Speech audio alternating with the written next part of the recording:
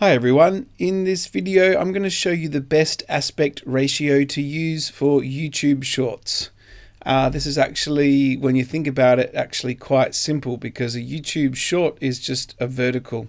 So basically this is my video editing software, and I'm wanting to export this video that I've recorded as a YouTube Short, which means I need to crop it for the right size.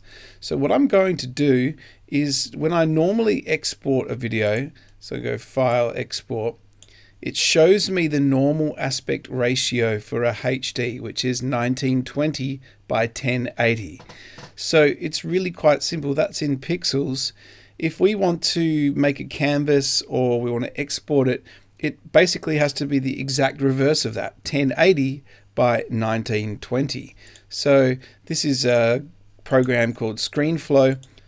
So I'm just going to create a new document in my video editing software, and I'm going to do 1080 by 1920, and we should see now that is the vertical format. So I'm going to copy my video over.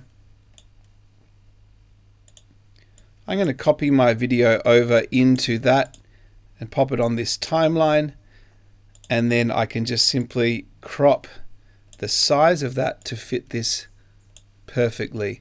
So we'll see that because I've got an iPhone 12, the aspect ratio is slightly different. If I even want, I can pop my, I might actually pop the top of my head in this so they can see it's a real person talking.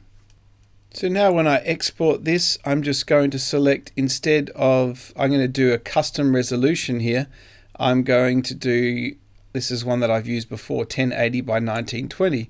And I can export it at the best aspect ratio for YouTube Shorts. Now the other thing we're going to have to do is to create a thumbnail, unless you just want to use a screenshot from the video. So this was the original thumbnail. I'm actually taking a long form YouTube video and turning it into a short. So I'm using Canva for this, and I'm going to see if I can get this over onto my vertical format there. So that copy and paste kind of worked.